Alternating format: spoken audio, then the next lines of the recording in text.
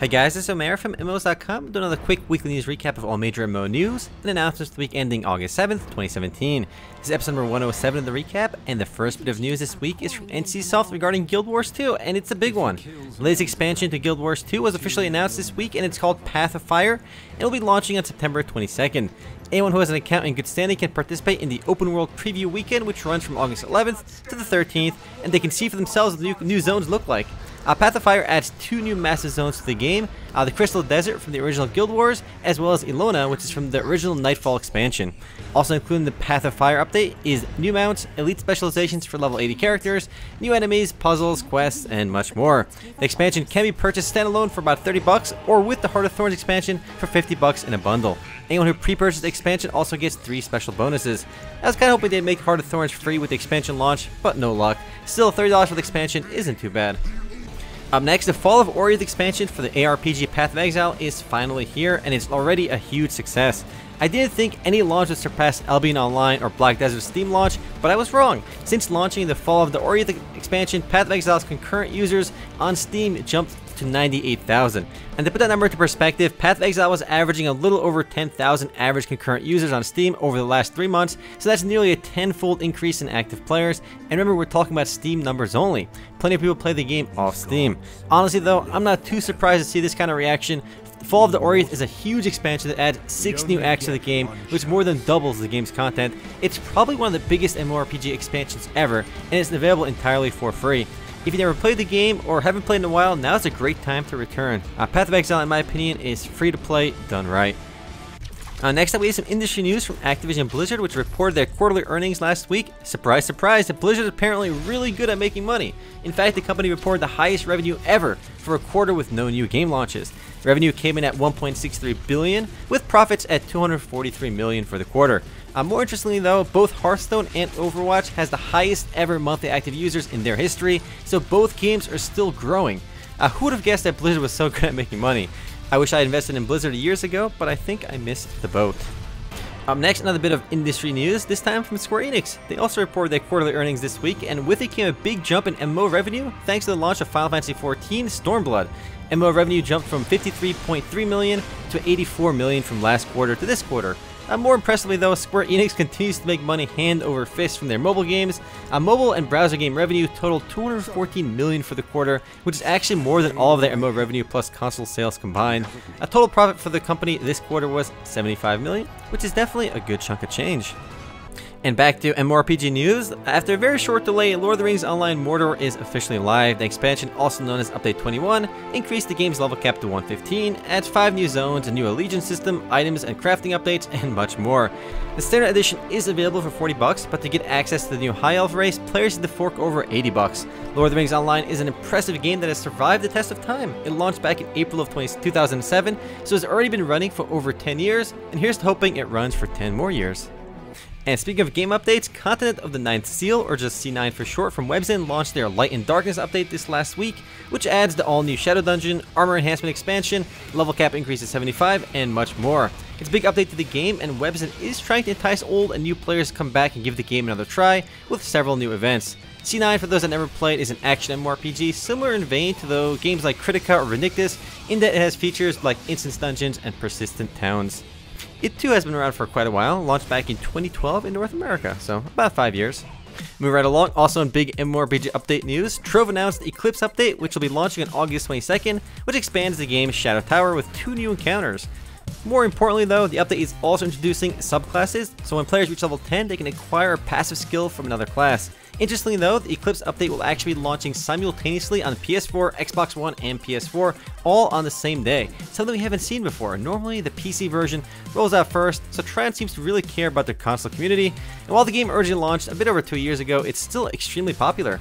On Steam, the game is averaging about 6,200 players online at any given time over the last 30 days. I think Trove is actually really fun, so if you've never played it, it's definitely worth trying.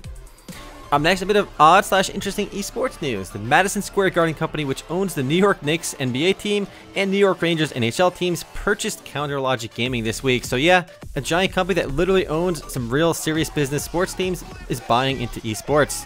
They certainly aren't the first company to embrace esports, though. The 76ers bought Dignitas in the past, and Team Liquid was also bought by an investment group recently as well. I'm sure Hotshot GG, founder of CLG, is quite happy this week.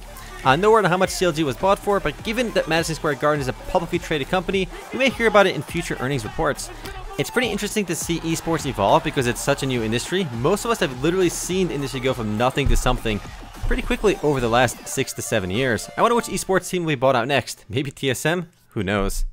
Next up on the mobile MMORPG front, the first trailer for Tera M was released this last week, and unfortunately it doesn't show too much gameplay. The game is following up in the footsteps of countless PC MMORPG franchises, launching mobile spin-offs. Mobile Tera isn't being developed by InMass or Bluehole though, instead it's being developed by Netmarble, who specializes in mobile game development. They're the company that made Lineage 2 Revolution, which has been a huge success. I have no idea what kind of game this will be, but I'm hoping it has a persistent world and action combat like the PC version of Tera. We'll have to wait and see. Moving along, probably the oddest news of the week, Darkeden Origin relaunched this last week, and I say odd because Darkeden has literally relaunched at least 4 to 5 times already. The original Darkeden launched back in 1997, so the game's been around in some form or another for over 20 years now, which in and of itself is quite impressive. Darkeden Origin seems to be slightly different from the existing version of the game called Darkeden Cataclysm, which is currently on Steam and is only averaging about 20 or so players online at any given time. The new version will be launching on Steam as well, but this time on the 17th, which will further divide the game's player base. From what I can gather, this version of the game is basically the same as the old one, except with slightly improved graphics and a different story. I don't expect it to do particularly well, but clearly the game is doing something right to be around this long. Up next, a small change for Albion Online has made a lot of PKers quite angry this week. Dismounting in Albion now applies a debuff that prevents players from attacking other players for 3 seconds. This has made ganking/zerging players in PvP zones much more difficult to downright impossible without excellent coordination. The community seems to be a bit divided on this issue, as some have called it the death of the game, while others are celebrating the change. In other Albion news, the game is trying to combat gold selling, which is having a pretty devastating effect on the game's economy. Albion Online is a sandbox PvP game with a strong emphasis on crafting and resource gathering, so any kind of gold selling or botting can really hurt the game's economy. Anyone caught buying or selling gold will obviously get permabanned, and developers are now trying to get the PayPal accounts of gold sellers frozen as well. Time will tell how effective Albion's policies will be at stopping this. I suspect that the gold sellers will remain, as it seems like no other game has managed to get rid of them. Though I hope they can figure it out, but we haven't seen any game fix this problem. Next up, some pretty astounding figures from Black Squad, the free-to-play lobby-based shooter that began early access last week, and despite offering nothing new and being very similar to other Korean lobby-based shooters, the game hit 13,000 concurrent players, as in regularly getting over 8,000 players online at once. While I recognize that the game is generic, I still think it's actually quite fun.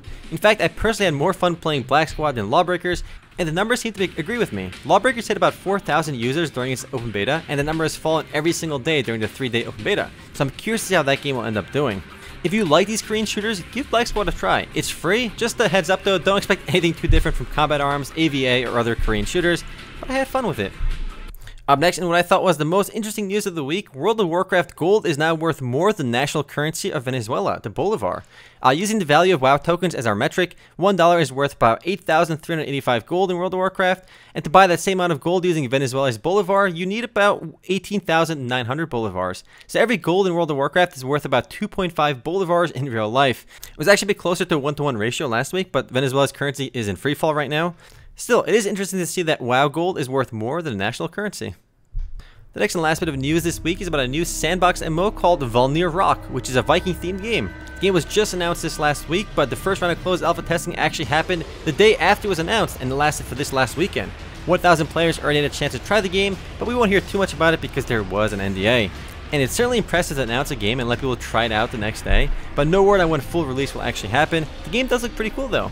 Besides Valnir Rok, Life is Feudal MMO, and Citadel Forged with Fire are trying to jump in on the sandbox MMO concept. I haven't tried either of these games, but I think the concept is really neat. Anyway guys, that's it for MMO news this week. I'll see you guys tomorrow for the podcast. Later guys.